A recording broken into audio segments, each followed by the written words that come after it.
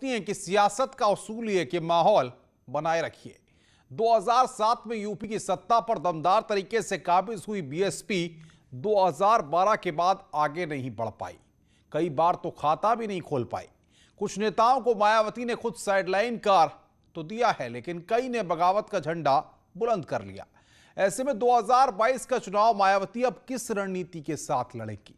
हाथी कितना मजबूत होकर उभरेगा? ये तमाम ऐसे सवाल हैं इनका जवाब फिलहाल तो दूर दूर तक नजर नहीं आता। यूपी की सत्ता में इस बार मायावती के हाथी की चाल कैसी होगी, इसे लेकर सवाल उठने लगे हैं।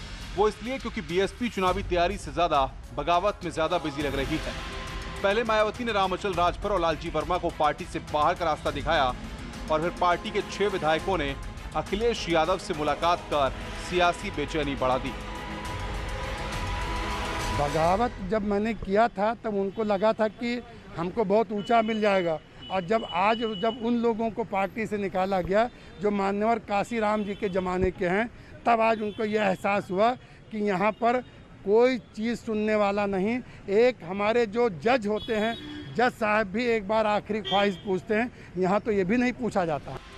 बीएसपी के जिन विधायकों ने अखिलेश यादव से मुलाकात की थी, हालांकि मायावती उन्हें पहले ही पार्टी से निष्कासित कर चुकी हैं, लेकिन बागी विधायकों ने नया दल बनाने का ऐलान कर बीएसपी की परेशानी जरूर बढ़ा दी है।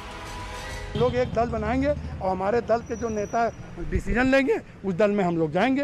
अच्छा, कौन सी ऐसी बात थी जिससे आपको लगा कि बसपा आपको सम्मान नहीं कर रही? आपको सबसे बढ़िया इसका जवाब हमारे रामअचल राजभर जी और माननीय लालजी वर्मा जी। बगावत करने के बाद बीएसपी से निकाले गए विधायकों ने नया दल बनाने का ऐलान तो कर दिया, लेकिन हाल ही में पार्टी में निकाले गए लालजी वर्मा ने फिलहाल ऐसे किसी भी ऑफर से इनकार किया।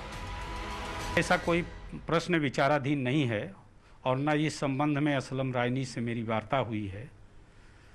मेरा ये मानना है कि ये उन्होंने जो कहा है अभी इसमें कोई अस्तित्व नहीं है, कोई दम नहीं।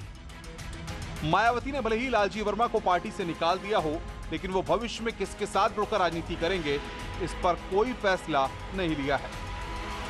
अभी हम अपने सभी साथियों से, समर्थकों से और विशेष रूप से हमारे ज़िले के हैं माननीय श्री रामअचल राजभर जी, हम सब लोग आपस में सहमति करके और जो अगला कदम उठाना होगा निश्चित ही उठाएंगे और निकट 1 महीने के अंदर हम लोग फैसला ले लेंगे। इस बगावत के बीच ही अंबिका चौधरी ने भी बीएसपी छोड़ दी है। चौधरी ने इस्तीफे में अपनी अनदेखी की बात कही और खत के जरिए सवाल भी दागे। अंबिका चौधरी ने लिखा, जनवरी 2017 से मैं बहुजन समाज पार्टी में शामिल होने के बाद एक निष्ठावान कार्यकर्ता के रूप में पार्टी को अपनी सेवाएं दे रहा हूं। मुझको जब भी छोटा बड़ा कोई उत्तरदायित्व दिया गया, उसका पूरी लगन से मैंने निर्वाह किया। 2019 में लोकसभा चुनाव के बाद अज्ञात कारणों से पार्टी की किसी मीटिंग में मुझे छोटा बड़ा कोई उत्तरदायित्व भी नहीं सौंपा गया। इस स्थिति में मैं अपने को पार्टी में उपेक्षित और अनुपयोगी पा रहा हूं। चुनावों से पहले बसपा का कुनबा बिखर रहा है।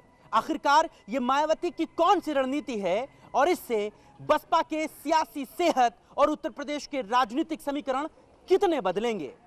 मायावती की पार्टी में मची भगदड़ कई सवाल खड़े कर रही है और इन सवालों का चुनाव में कितना असर पड़ेगा, इसे लेकर हर किसी की अलग अलग राय है।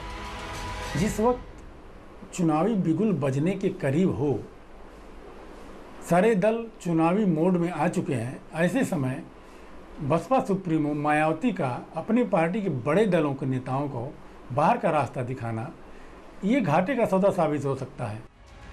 चुनाव करीब हैं और बीएसपी की रणनीति अब तक साफ नहीं हो सकी है, जबकि पार्टी के अंदर खलबली जरूर मची है।